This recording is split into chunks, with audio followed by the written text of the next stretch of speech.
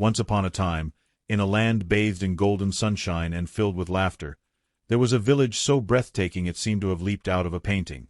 Nestled between rolling green hills and sparkling rivers, this village was home to King Chima, a ruler cherished by all. His wisdom was as vast as the sky, and his kindness stretched across the land like a warm embrace, ensuring that no heart remained untouched by his love. King Chima had a large and lively family. His first wife, Queen Uli, blessed him with 3 daughters, princesses as radiant as the morning sun, their beauty matched only by their boundless spirit. His second wife, Queen Uchi, bore him 2 strong sons, destined to be the future kings of the land. While the princes trained in battle and governance, the 3 princesses were known for their free-spirited nature. Every morning, they would slip out of the palace, barefoot and laughing, their voices ringing through the village like the sweetest melody. They ran through the fields, danced under the wide sky, and splashed in the river, delighting in the feel of cool water on their skin. Their silken gowns became muddied, their carefully braided hair unraveled into wild curls, but none of it mattered to them. They felt alive, unburdened by the weight of their royal titles. Yet, not everyone looked upon them with admiration. The whispers followed them like shadows. "They are too wild," villagers murmured. "Why don't they behave like royalty?" These words reached Queen Uli, filling her heart with worry.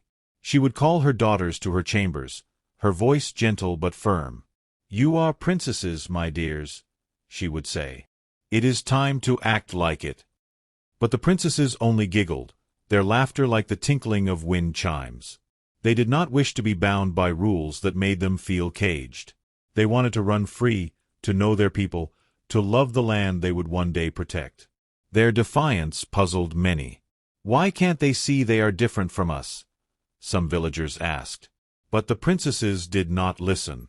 They believed that being true to oneself was more precious than the finest of crowns. So they danced on, as untamed as the wind, as wild as the beautiful village they called home. In this village, there was a grand festival held every year, a celebration of love and unity. This festival was particularly special, for it was the day when the king's sons would choose their brides. The village square burst into life, awash with color, music, and the rich aroma of feasting. Young women, draped in their finest silks and adorned with dazzling jewelry, gathered from far and wide, each hoping to catch the eye of a prince. They twirled gracefully, their laughter chiming in harmony with the rhythm of the drums. From the palace, the 3 princesses watched the spectacle unfold. Yet their thoughts drifted far beyond the glitter and gold. When suitors came seeking their hands in marriage, they found endless reasons to decline. "He is too proud," one princess would whisper. "He thinks his gold can buy love," sighed another. Even when a powerful and immensely wealthy nobleman from a distant land arrived, offering lavish gifts and declaring his desire to wed all 3 princesses as his wives, they simply laughed. With a mischievous glint in their eyes, they splashed water on him, sending the village into an uproar. "How foolish!" the people exclaimed. "They turn away rich and powerful men as if love is something to be found in the mud." King Chima and Queen Uli, though puzzled, could not bring themselves to be angry. "Why do you refuse marriage?" they asked. "Your brothers are ready, and you are the eldest." The princesses only smiled. "When we find true love, we will know."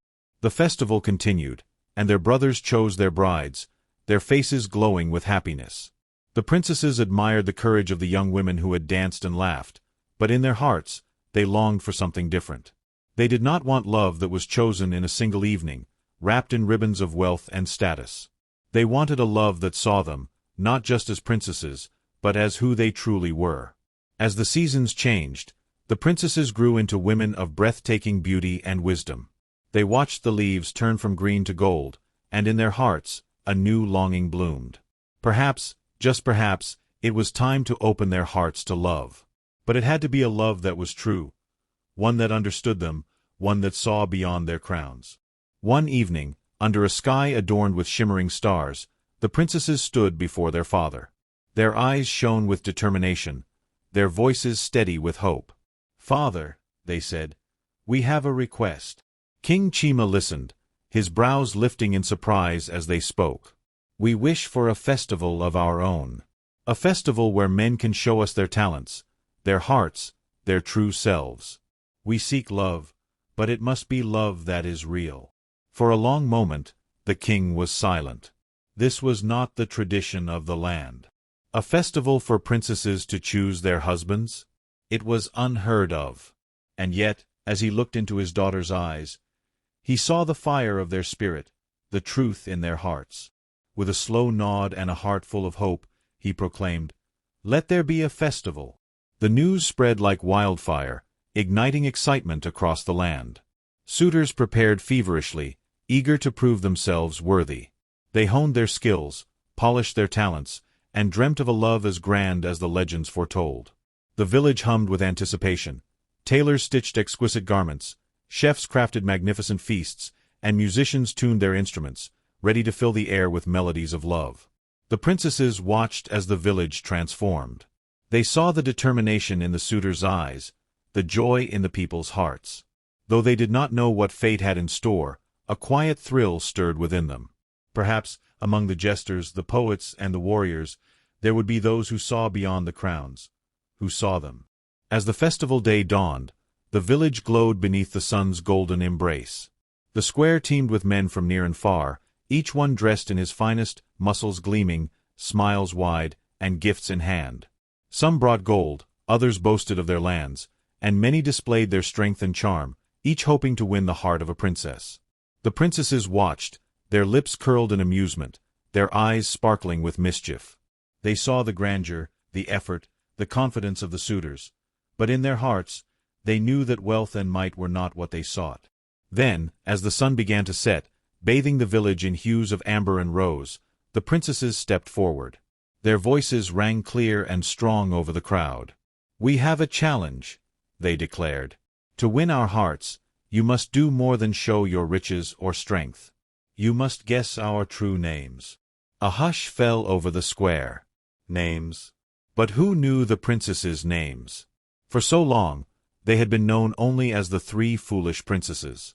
Their true names had become a forgotten mystery, buried beneath years of whispers and laughter.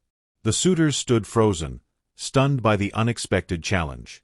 And so, as the stars blinked into the sky, the princesses smiled, their hearts alight with excitement. This festival was unlike any other. This was a night that could change everything. The festival had been meant as a grand display of wealth and might, a competition where suitors vied for the hands of the princesses through extravagant gifts and feats of strength. Yet, when the moment arrived, the three princesses, Amma, Leela, and Tina, posed a challenge that no one had anticipated. The task seemed impossible. They did not ask for gold, nor for valor in battle. Instead, they simply demanded, "Tell us our true names." A murmur spread through the crowd, rippling like a wave of confusion and curiosity. The suitors exchanged bewildered glances, their confidence shaken. How could they uncover the names of the princesses when they had only ever been referred to by their royal titles? Was this a riddle? A test? The villagers whispered among themselves, wondering if the challenge was a trick or a hidden quest. But the princesses stood firm, their challenge hanging in the air like an unspoken truth. This was not a contest of riches or power. It was a trial of wisdom, patience, and understanding. They did not seek a man who could boast of conquests or possessions. They sought someone who would take the time to know them beyond the veils of royalty. As the festival ended, the suitors left the village, their minds buzzing with frustration and determination. The princesses had turned the tables, forcing them to look beyond status and wealth. And so, the tale of the three princesses and their peculiar test spread across the land, stirring intrigue and admiration. Among those who listened was a man named Okon. He was well known in the village, though not for the reasons one might expect. He was the village drunkard, often found swaying through the streets, his laughter thick with wine. People dismissed him as a fool, a man of no consequence. Yet, beneath the surface, there was more to Okon than met the eye. As he heard of the princess's challenge, something stirred within him. Perhaps, just this once, fortune could favor the unexpected. A thought took root in his mind. Why not him? Why couldn't he, of all people, rise to the challenge? With a determination that surprised even himself, Okon set out on his quest. He watched the princesses from afar, a mere shadow among the trees, observing their laughter, their mischief, the way they moved through the world with untamed spirit. But their names remained a mystery.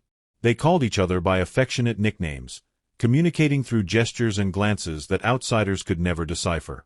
Then, one fateful day, fate intervened. As the princesses wandered near the forest's edge, the youngest, Tina, full of energy and delight, failed to notice a hidden pit. With a startled gasp, she tumbled in, her laughter turning into cries for help. "Please, someone," she called, her voice trembling with fear. Okon, hidden behind a thicket, watched in silent shock. This was his moment, not for glory, but to do something right. Before he could move, he heard the eldest princess's urgent cry. "Amma, to the rescue!" "I'm coming, Leela!" the middle princess shouted. Okon's eyes widened. Names. He had the names. He watched as Amma and Leela worked together, finding a long branch for Tina to grasp. They pulled her free, their arms wrapping around her in a fierce embrace, love and relief written across their faces. A warmth spread through Okon's chest. He had learned their names, yes, but more importantly, he had witnessed their bond, their unwavering devotion to each other. This was what the challenge was truly about. Stepping forward, heart pounding, Okon raised his voice so that all in the village could hear. "I know their names," he declared. "Amma, Leela, and Tina." A hush fell over the crowd. Eyes turned toward him in astonishment. The village fool had succeeded where warriors and noblemen had failed.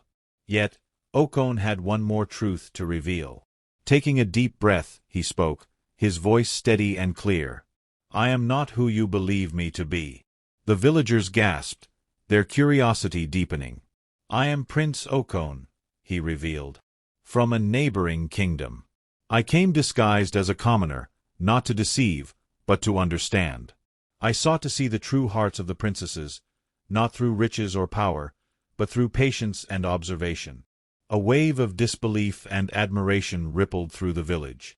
The princesses, their eyes wide with surprise, gazed at Okon, not as a drunkard or a fool, but as a man who had truly seen them. King Chima, moved by Okon's words and his daughter's evident admiration, nodded solemnly. "You have proven yourself worthy, not through force or fortune, but through wisdom and understanding. You have seen my daughters for who they truly are." And so, the village rejoiced as preparations for a grand wedding began. The three princesses, once thought foolish for their defiance of tradition, stood proudly beside Okon, their hearts bound by love and respect. As they departed for their new lives, the villagers reflected on what they had learned. They had judged the princesses and Okon too quickly, failing to see the truth beneath the surface. Love, the kind that Amma, Leela, Tina, and Okon had found, was not about power or wealth. It was about understanding, patience, and the courage to seek the truth. Their story became legend, a tale passed down through generations. A reminder that wisdom lies not in appearances, but in the heart. And as the sun set over the village, casting golden light across the land, the people whispered of the day's wonders, forever changed by the lesson of the three princesses and the prince who saw beyond the crown.